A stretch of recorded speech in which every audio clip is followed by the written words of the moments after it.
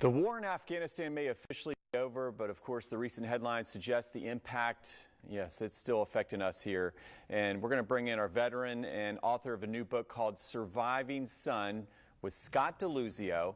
Scott, welcome to the show. And this morning we're talking about Afghanistan and you losing your brother. Share your story and how that's impacted your life so we can help others. Yeah, thanks for having me, Mike. My story, we were raised in a very patriotic family. Both my brother and I joined after 9/11. We both saw the country's need for service members, and so we both joined after 9/11. We both were deployed to Afghanistan in 2010. We're both there at the same time. Where my brother Stephen, like you mentioned, he was tragically killed. But that led me to writing my book, Surviving Son, and starting my podcast, the Drive On podcast, where I ultimately am looking to help veterans and bridge the gap between the civilians and the veterans to help them understand what the veterans are going through.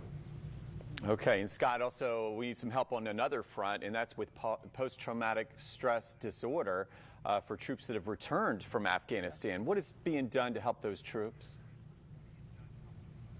Oh, there's a lot being done. And I started my podcast, the Drive On podcast, because I knew personally several veterans who took their own lives after returning home from deployment to Afghanistan due to the stresses of combat and PTSD and the numbers of veterans who are out there struggling with mental health issues and suffering from these types of things are just absolutely staggering.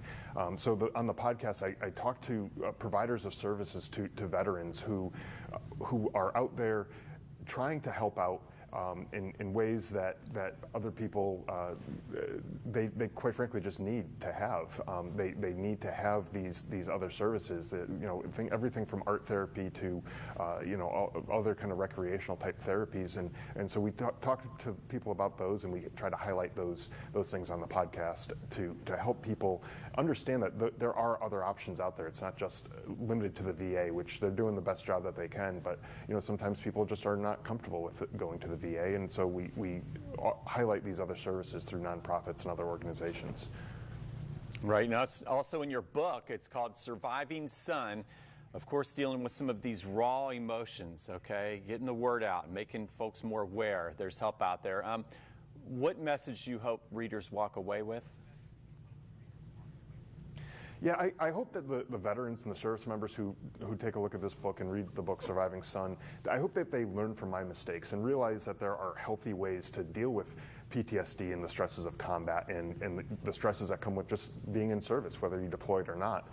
But I also hope that the civilians will learn about the sacrifices that we make as veterans and military members, and how it affects our families, especially the ones who are Gold Star families who lost a loved one overseas in a deployment like the way our family did, and how it affects the families and the communities that surround these people. Yes, and of course, Scott, I appreciate your service and your brothers. What's going on with your mind? What's going through your mind when you see all the turmoil going on in Afghanistan? Yeah, it's a terrible situation over there. I really wish that the pullout of the troops was a little better coordinated. But a lot of times the veterans and the people who deployed over there, I hear them saying that the lives that we lost, including my brothers, were lost for nothing, and that the last 20 years was a big wasted effort. But I feel like I want to focus on the good that we did. And there was a lot of good that we did over there by taking the fight over to the enemy and preventing another 9/11 style attack here in American cities. And so we saved countless American lives by taking the fight over there. And we also saved countless Afghan lives as well by making it so that they didn't have to live under the oppressive Taliban rule while we were over there. And we saved so many of these lives, but we also did a lot of good things over there too for the Afghan people by building schools and providing infrastructure, bridges and roads, electricity, all that kind of stuff.